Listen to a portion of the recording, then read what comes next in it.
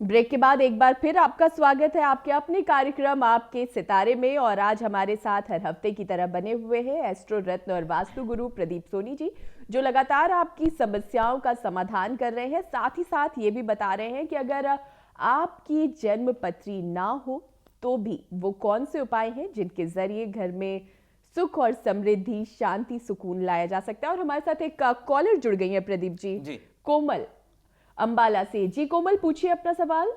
हाँ जी, नमस्कार जी। जी नमस्कार। हाँ जी, गुरुजी मैं अपनी सिस्टर के बारे में पूछना चाहती हूँ। जी, जन्म की तारीख और जन्म का समय बताइए हाँ कोमल जी, जी। 9 अक्टूबर 1976। जी, जन्म का समय बताइए। हाँ जी, 12:25 दोपहर के। जी, जन्म का स्थान बताइए। अंबाला। जी, सवाल पूछिए अपना। हाँ, उसकी ना शादी पहले हुई थी तो टूट गई थी जी। डिवोर्स हो गया था 10 दिन बाद ही। जी। लेकिन उसके बाद वो दोबारा शादी के लिए मान नहीं रही है जी। मेरे पापा भी अब एक्सपायर हो गए हैं जी। तो मम्मी बेचारी अकेली है। वो कहते हैं मैं क्या करूँ, जी देखिए, जन्म हो जाए अच्छे घर में।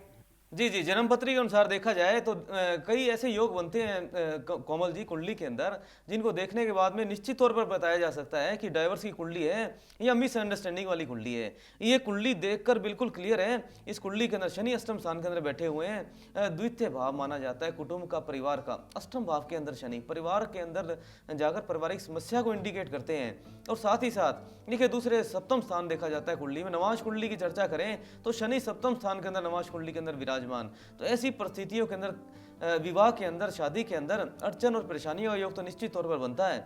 लेकिन साथ ही साथ आपके लिए खुशखबरी भी, क्योंकि 18 जून से पहले दोबारा शादी, पुनर्विवाह होने के चांसेस भी बनते हैं कुंडली के अंदर। तो आपने करना क्या है, लोहे का तवा चिमटा ले लीजिए, शनिवार को शनिदेव के मंदिर में या भैरव के मंदिर में चढ़वाइए शाम के समय। ऐसी परिस्थितियों का निर्माण होगा कुंडली के अंदर जिनको देखकर जल्द से जल्द विवाह का योग बनेगा। साथ ही साथ बताना चाहते हैं लड़की के लिए गुरु ग्रह का पॉजिटिव होना बड़ा इंपॉर्टेंट है किसी भी कुंडली के अंदर, क्योंकि पति का कारक माना जाता है गुरु ग्रह को वैदिक ज्योतिष के अंदर।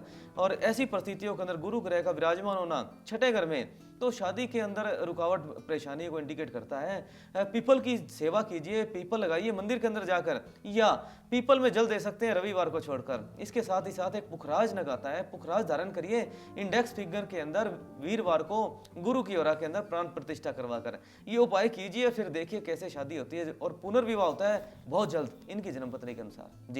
जी बिल्कुल। तो ये छोटे छोटे उपाय होते हैं जो हमारी जिंदगी को ढर्रे पर वापस ला सकते हैं और साथ ही साथ आत्मविश्वास की भी बेहद जरूरत होती है। प्रदीप जी, एक और कॉलर हमारे साथ जुड़ गई है। जी अपना नाम बताइए और अपना सवाल पूछिए। हेलो जी, अपना नाम बताइए और सवाल पूछिए। कुरुक्षेत्र से।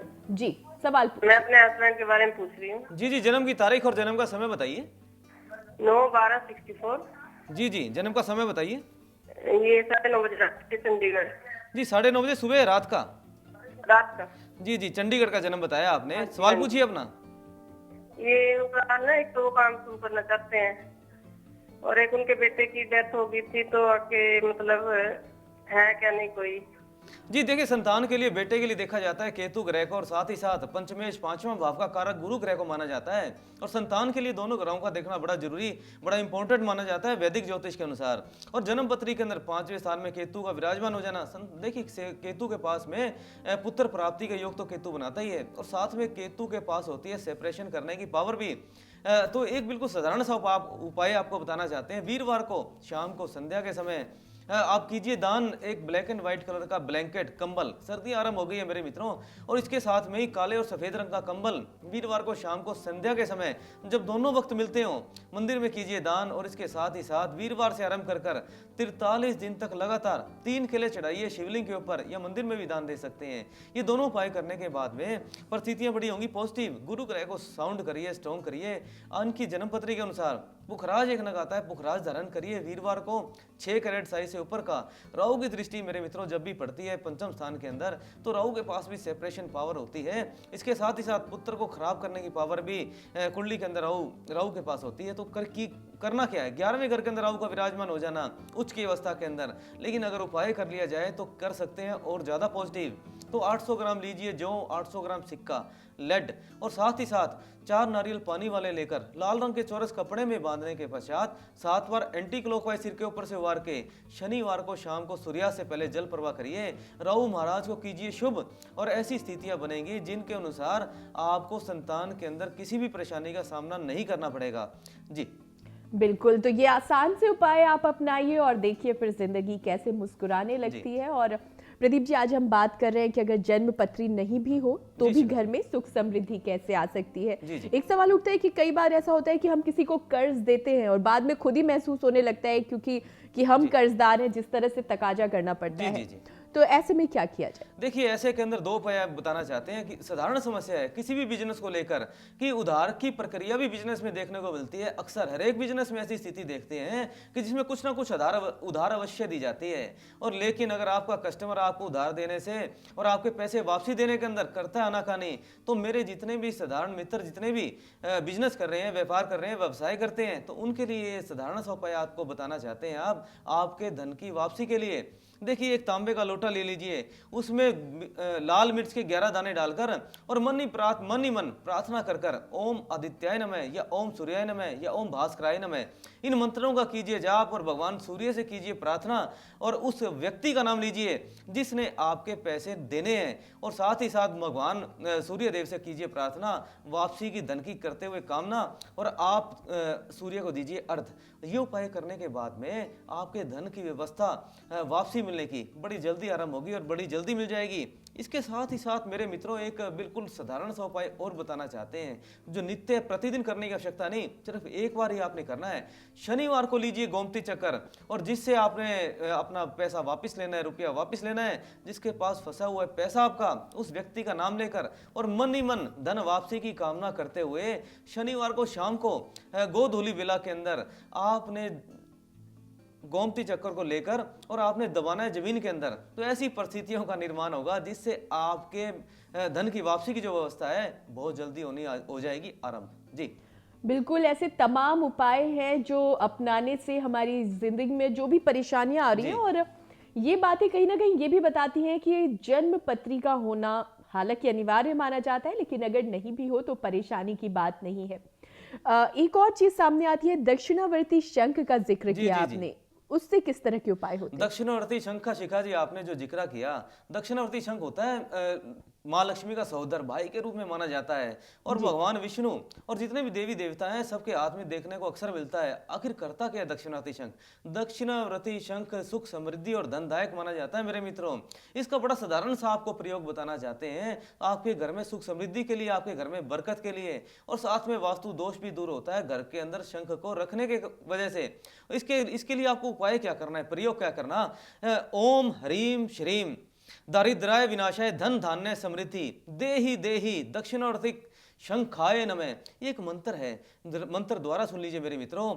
ओम श्रीम ह्रीम दारिद्र्याय विनाशाय धन धान्य समृद्धि देहि देहि दक्षिणावर्त शंखाय नमः। इस मंत्र का आप जाप कर सकते हैं। एक एक दाना चावल का लेकर और उस चावल के दाने को दक्षिणावर्ती शंख के अंदर भर दीजिए, और जब आपका ये शंख परिपूर्ण हो जाए चावलों से, तो इसके ऊपर कुमकुम से स्वास्तिक का चिन्ह लगाकर रखिए अपनी तिजोरी के अंदर या गले के अंदर, जहां पर आप अपने धन की व्यवस्था करते हैं। ये शंख जिस घर के अंदर होगा और जिस ऑफिस के अंदर होगा, वहां पर कभी भी जीवन के अंदर धन की समस्या आ ही नहीं सकती। और दक्षिणावर्ती शंख का बड़ा साधारण सा ये उपाय है जो प्रत्येक व्यक्ति कर सकता है। जी बिल्कुल, ये तो हुआ दक्षिणावर्ती शंख की बात। और प्रदीप जी, एक सवाल और यहाँ पर खड़ा उठता है कि कई बार होता है कि हम अपनी तरफ से कोशिशें बहुत करते हैं, हम यहाँ भी काम करते हैं, वहां भी तमाम जगहों पर हम काम करते हैं, उसके बावजूद जो धन का अर्जन है वो नहीं हो पाता है। जी ऐसा क्यों? देखिए, धन के अर्जन के लिए कुंडली देखी जाती है शिखा जी। द्वितीय भाव का कारक शुक्र देता है जिंदगी के अंदर लग्जरी, और ये कुंडलियों के अंदर देखकर पता लग सकता है जीवन के अंदर कि हमारा शुक्र ग्रह कमजोर पोजीशन के अंदर हो या गुरु ग्रह कमजोर पोजीशन के अंदर है, तो क्या क्या उपाय किए जाएं। वैदिक ज्योतिष और लाल किताब बड़े समाधान प्रस्तुत करता है इन सबको उचका करने के लिए। तो धन की व्यवस्था हमने की, लेकिन आज एक और उपाय बताना चाहते हैं मेरे मित्रों को कि धन के लाभ के लिए क्या किया जाए। देखिए, शनिवार शनि को न्याय का देवता माना जाता है, है। शनि को माना जाता है जीवन के अंदर सुख समृद्धि का कारक भी, क्योंकि दशम भाव की परिस्थिति सारी की सारी निर्भर करती है शनि के ऊपर। और शनि बिजनेस को ऊपर ले जाने के लिए मेरे मित्रों बड़े इंपॉर्टेंट है, किसी भी जन्म पत्री को लेकर, किसी भी विषय को लेकर, क्योंकि 10वां स्थान माना जाता है शनि का पक्का स्थान। और सोर्स ऑफ इनकम को देखने के लिए भी शनि को ही देखा जाता है, क्योंकि सोर्स ऑफ इनकम का मालिक भी शनि को ही माना गया है वैदिक ज्योतिष में और लाल किताब के अनुसार ही। तो शनि देव का लेंगे सारा धन लाभ के लिए शनिवार को करना क्या, आपने उड़द की थोड़ी सी दाल ले लीजिए, उसके ऊपर थोड़ा सा सिंदूर लगाइए और थोड़ी सी दही लगाकर आपने रखना है पीपल के नीचे ले जाकर शनिवार को, और वापिस मुड़कर मत देखिए रखने के बाद में। और ये क्रिया शनिवार से शुरू कर 7 शनिवार लगातार अगर हम करें तो ऐसी परिस्थितियों का निर्माण होगा कि घर में बरकत भी आएगी और साथ ही साथ बढ़ेगी धन की व्यवस्था आपके घर के अंदर। बिल्कुल, तो ये साधारण से उपाय बहुत कुछ कर सकते हैं, तो कह सकते हैं कि जिंदगी को असाधारण बना देंगे, खुशियों से भर देंगे। प्रदीप जी, कई लोग ऐसे हैं जो आपसे मिलना चाहते हैं लेकिन मिल नहीं पाते हैं क्योंकि उनके पास पता नहीं होता है, तो आप कृपया उन्हें बता दें। जी, जो मेरे मित्र गुड़गांव रहते हैं, एनसीआर के अंदर रहते हैं, वो हमें मिल सकते हैं गुड़गांव शुक्रवार और शनिवार 2 दिन के लिए। इसके अलावा सिरसा के लिए जो दक्षिण उत्तरी जो हमारे हरियाणा में मित्र हमारे रहते हैं या राजस्थान या पंजाब से जुड़े हुए हैं, वो भी हमें सिरसा हरियाणा के अंदर शील ज्योतिष वास्तु एवं राशि रत्न केंद्र में मिलकर अपनी समस्याओं का समाधान करवा सकते हैं। इसके साथ ही साथ किसी तरह का कोई भी राशि रत्न अगर आप लेना चाहते हैं तो भी हमारे कार्यालय में संपर्क कर सकते हैं। जी जी बिल्कुल। और प्रदीप जी, आज हमारे साथ जुड़ने के लिए आपका बहुत बहुत शुक्रिया। जी नमस्कार।